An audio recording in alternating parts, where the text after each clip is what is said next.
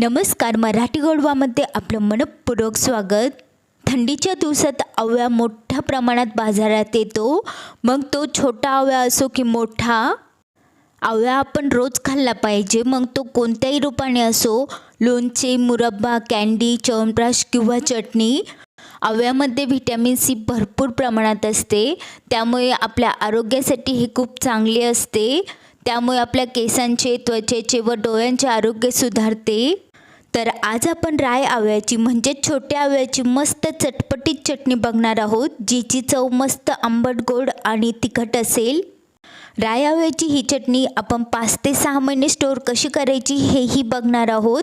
आणि ही चटणी एकदा बनवली की सकाळ, दुपार, संध्याकाळ तिन्ही वेळेस आपल्याला जेवताना ही खावीशी वाटणार आहे, इतकी चविष्ट बनते.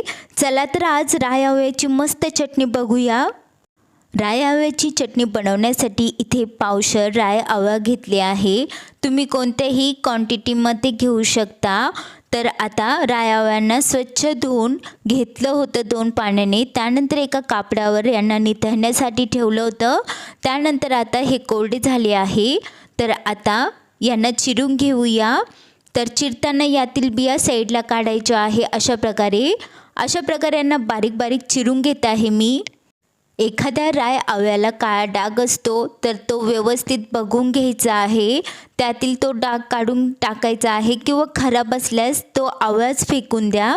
तर अशा प्रकारे राय आवळ्याला बारीक कट करून घेऊया. अशा प्रकारे राय आवळ्याच्या सर्व बिया काढून घेतल्या आहे व यांना बारीक चिरलं आहे. चटणीसाठी कोथिंबीरच्या कोवळ्या काड्या, कोथिंबीर व 3 हिरव्या मिरच्यांना बारीक चिरून घेतलं आहे. जिरा पावडर, मीठ, मोहरी, हिंग, गुळाला बारीक चिरून घेतला आहे. गॅसवर एक कढई ठेवली आहे. त्यामध्ये टाकूया 4 चमचे तेल. चटणी जास्त दिवस टिकवायची म्हणून थोडं तेल जास्तच टाकायचं आहे. तेल गरम झालं की यामध्ये टाकूया मोहरी अर्धा चमचा. मोहरी चांगली तडतडली आहे. आता यामध्ये टाकूया हिंग, हिरव्या मिरचीचे तुकडे टाकूया. चटणी तुम्हाला थोडी तिखट आवडत असल्यास तुम्ही अजून 1-2 हिरव्या मिरच्या ॲड करू शकता. आता मिरचीला थोडं परतून घेतलं आहे. त्यानंतर टाकूया कोथिंबीरच्या कोवळ्या काड्या. कोथिंबीरच्या कोवळ्या काड्यांना खूप जास्त चव असते, त्यामुळे ही चटणी तुरट वगैरे लागणार नाही. तर आता कोथिंबीरच्या कोवळ्या काड्यांना अर्धा ते 1 मिनिट परतून घेतलं आहे. त्यानंतर यामध्ये टाकूया बारीक केलेले आवळे. आवळ्यांना चांगलं परतून घ्यायचं आहे. गॅसची फ्लेम मध्यम ठेवायची आहे व सारखं मिक्स करत त्याला चांगलं परतून घ्यायचं आहे. 2-3 मिनिटांनंतर आता हे थोडंसं परतलं गेलं आहे. यामध्ये टाकूया कोथिंबीर. कोथिंबीर पहिलीच नाही टाकली, कारण की तेलामध्ये ती लगेच बारीक होऊन जाते. तर आवळा थोडासा परतून घेतला की त्यानंतर कोथिंबीर टाकली आहे. आता यामध्ये टाकूया 1 चमचा मीठ. तुम्ही तुमच्या चवीनुसार टाका. यालाही मिक्स करून घेऊया. आवळ्याला चांगलं शिजवून घ्यायचं आहे. आता यावर एक झाकण ठेवूया व अर्धा ते 1 मिनिटानंतर याला चेक करूया. गॅसची फ्लेम मध्यम होती. तर इथे 1 मिनिटानंतर झाकण काढून घेतलं आहे. याला पुन्हा मिक्स करूया. पुन्हा झाकण ठेवून अर्धा ते 1 मिनिटाने चेक करूया. 1 मिनिटानंतर झाकण काढून घेतलं आहे. एकदा मिक्स करूया. आवळा शिजला आहे की नाही चेक करूया. तर हाताने असं दाबून चेक करायचं आहे. हा एकदम नरम झाला आहे आवळा चांगला शिजला गेला आहे. पहिली टाकलेली कोथिंबीर एकदम बारीक झाली आहे. तर वरून अजून थोडीशी कोथिंबीर ॲड केली आहे, ज्यामुळे खूप मस्त चव येते. तर याला अर्धा मिनिट असंच परतून घेऊया. आवळ्यांना थंड करून घेऊया. तुम्हाला वाटत असल्यास एखाद्या प्लेटमध्ये याला ट्रान्सफर करून घेऊ शकता. मी याला मिक्स करत राहिले आहे व याला थंड करून घेतलं आहे. आता हे मिश्रण चांगलं थंड झालं आहे.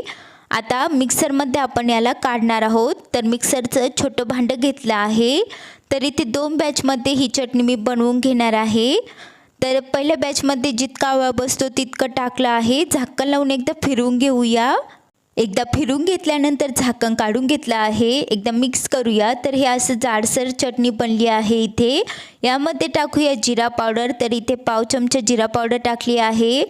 गूळ टाकूया 2 चमचे. गुळाने मस्त चव येते चटणीला. तर झाकण लावून पुन्हा फिरवून घेऊया.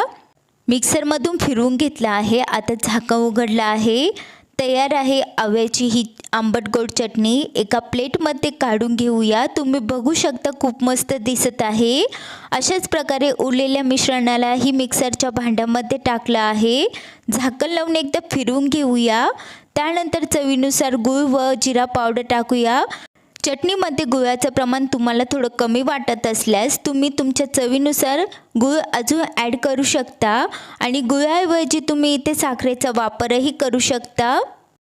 मिक्सरमधून काढताना पाण्याचा वापर बिलकुल नाही करायचा आहे. अशीच चटणीला काढायचं आहे, तरच आपली चटणी 5 ते 6 महिने टिकेल. तयार आहे राय आवळ्याची आंबट गोड तिखट अशी चटपटी चटणी. ही चटणी तुम्ही पराठा, चपाती, डाळ भात, खिचडी, समोसा, कचोरी कशासोबतही खाऊ शकता. खूप मस्त लागते. आता बघूया ही चटणी 5 ते 6 महिने कशी स्टोअर करायची.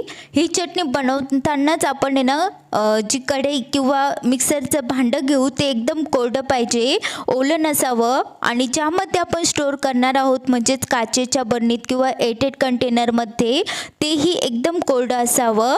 चटणी काढताना तुम्ही नेहमी जो सुका चम्मच आहे तोच घ्या, ओला चम्मच घालू नका यामध्ये. आणि चटणी काढून झाली की लगेच झाकण लावून फ्रीजमध्ये ठेवा. तर तुम्ही बघू शकता खूप मस्त राय आवळ्याची चटणी आज आपण बनवली आणि तुम्ही हिला आरामशीर 5 ते 6 महिने फ्रीजमध्ये स्टोअर करू शकता. तुम्हीही ह्या हिवाळ्यात आरोग्यदायी अशी राय आवळ्याची चटणी नक्की ट्राय करा. तुम्हाला हा व्हिडिओ आवडला असेल तर लाईक, शेअर, कमेंट करा आणि प्लीज मराठी गोडवा चॅनलला सबस्क्राईब करा. व्हिडिओ बघितल्याबद्दल धन्यवाद.